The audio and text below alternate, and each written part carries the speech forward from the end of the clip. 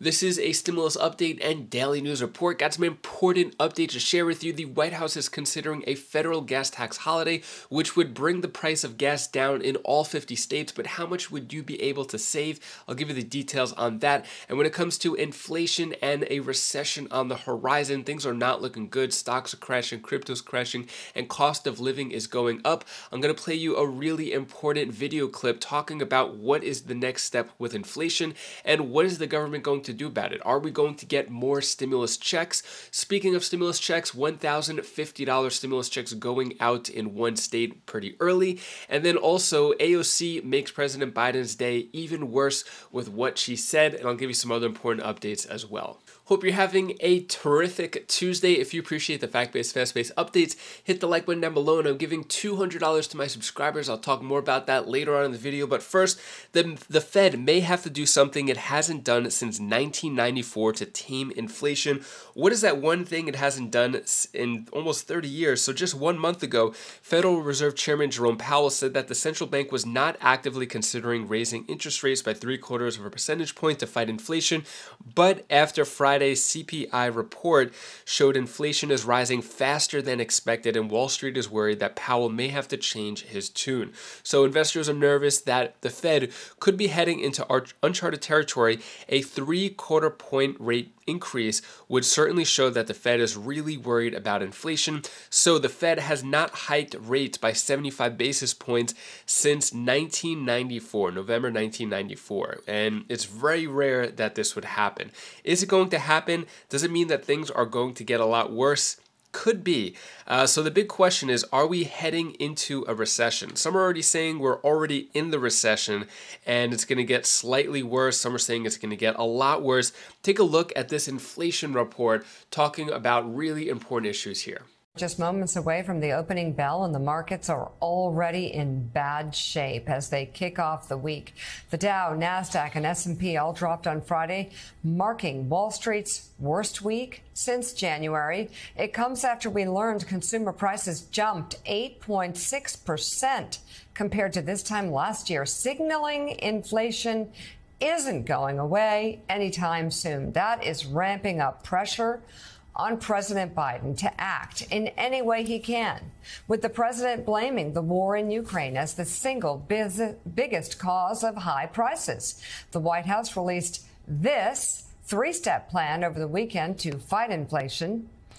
Joining us now, Politico White House reporter and Morning Joe senior contributor Eugene Daniels, also with us, columnist and editor for the New York Times Dealbook and co-anchor of CNBC's Squawk Box, Andrew Ross Sorkin. Eugene, let's start with you. What more can you tell us about this three-pronged plan coming from the White House?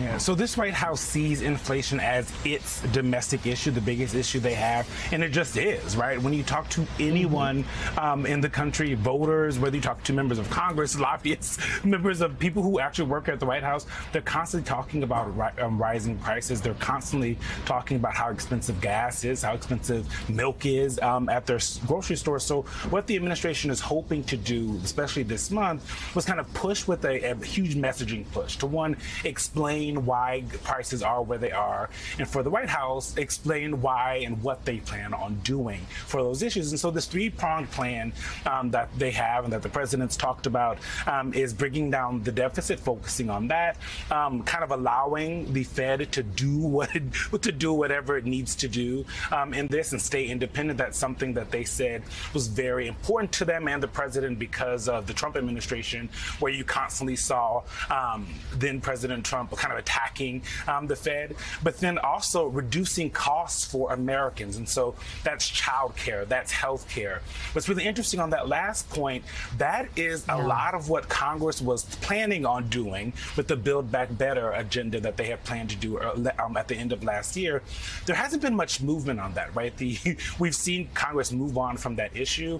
And so I was at a briefing with a couple of reporters and a senior administration official on the economic side on Friday, Friday, and I asked them, I said, one of the things about childcare, for example, that doesn't seem like it's on the table for you when the Build Back Better agenda, if it comes back, were to come back. Joe Manchin has said that's kind of a non-starter for that reconciliation bill. They try to stay out of it, but they know that that is going to be something that's very difficult. And what you've seen with this administration on inflation, one of the reasons I think that they're having such an issue with on the messaging is at the beginning they tried to explain it away as transitory, as temporary, and that's not the case, and it hasn't been the case. There was talk of whether we'd hit peak inflation. That is also not the case. And so now they're working at just figuring out how they can explain to the American people, this is what we're doing, because they know there's not a lot that the White House can do on this issue. And so there's concerns about the political aspect of this as we head into the midterms, but also the larger implications for the entire rest of this term for this White House and the kinds of things they're able to do. Because if people feel, because this is about how people feel, if they feel like everything's so expensive, because it is, if they feel like there's no hope for how much money they're able to spend on their families, they're not going to vote for you. Yeah, no doubt about it. Eugene Daniels, thank you so much. Greatly appreciated. And Andrew, when I see the president or any politician coming up with a 3-point plan on how they're going to curb 8.6% inflation, when you have 2 years of pent-up demand, you have a war raging on in Russia and Ukraine that's influencing food and energy prices. You've got, of course, supply chain problems and still the specter of China coming on and pushing that demand up even higher. I just kind of laugh. I'm sorry. There are a few things they can do on the margin, but what the hell can the president or Congress do?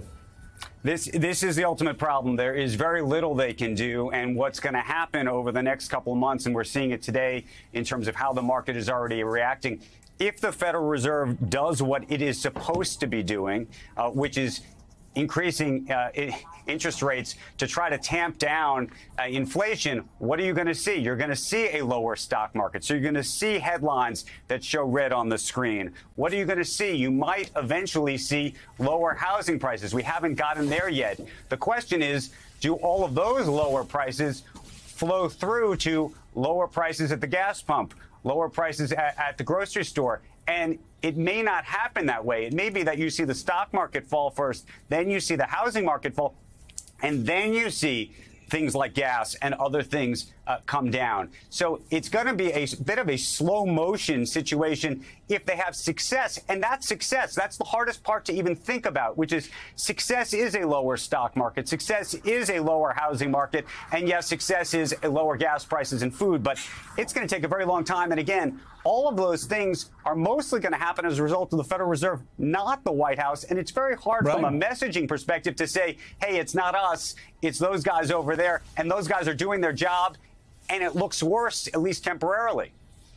Yeah. Yeah. And of course, Tamika, what president wants to be the president that said, yes, I forced the Fed to jack up your interest rates because that's make it harder. That's difficult as well. But again, this is a problem not only that we're facing here in the United States. This is a problem that policymakers are having to face all over the world. You've got Great Britain, higher inflation rates, and we have higher inflation rates in Europe from the Netherlands all the way to Poland. So this is a global Joe crisis. Biden needs to level with the American people and give them a lesson in what's going on with the global economy. Yeah. The White House coming out last Friday on our show saying this is our #1 priority. You can't do anything about your #1 priority.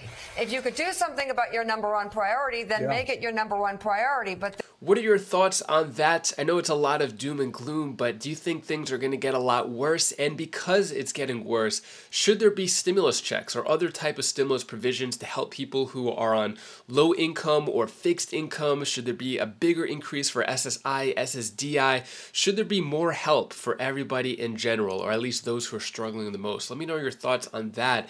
When it comes to some help getting out, the White House takes a new look at federal gas tax holidays. So basically, a gas tax holiday means that there is a tax on all gas, federal and state. You've seen some state gas tax holidays, meaning that consumers are saving an extra 16 to 30 cents, which is the tax on the gas, and the consumers are not paying that. So could this happen on a federal level, and how much would it be? So suspending the federal gas tax would require an act of Congress, but a public push by Biden in favor of the policy could help spur action on Capitol Hill. So this isn't something that President Biden could do on his own, but with the help of Congress, it can be done. But how much can you actually save?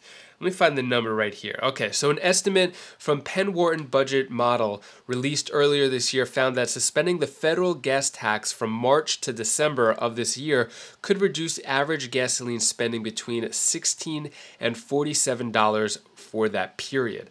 So it's not saying exactly what the federal gas tax savings would be, but I guess it would save $16 to $47. So yeah, and the White House says that it is considering it. It is not a definite yet, but with gas prices up, the reserves being used, it doesn't seem like anything is going to bring down the price anytime soon. And even the gas tax holiday, it may shave off a few cents here and there.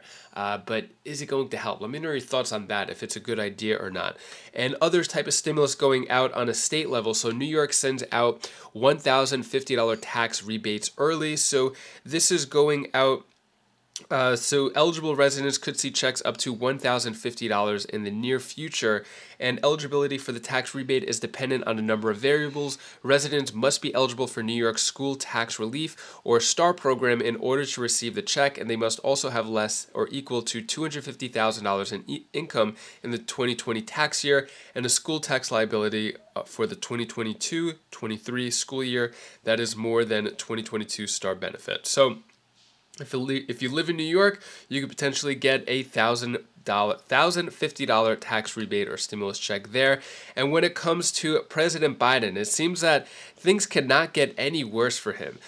First, you have the poll numbers really low, the economy bad, Democrats are turning on him, even AOC. So why AOC just made Joe Biden's day worse?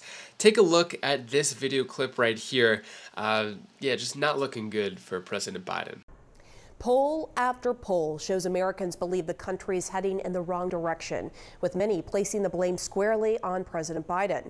But there are signs even some elected Democrats are wavering in their support for the president. Listen to Congresswoman Alexandria Ocasio-Cortez. CNN's Dana Bash asked her today if she would endorse Biden in 2024. We'll cross that bridge when we get to it, but I think if the president has a vision, and that's something certainly we're all willing to entertain and examine when the time comes. That's not a yes.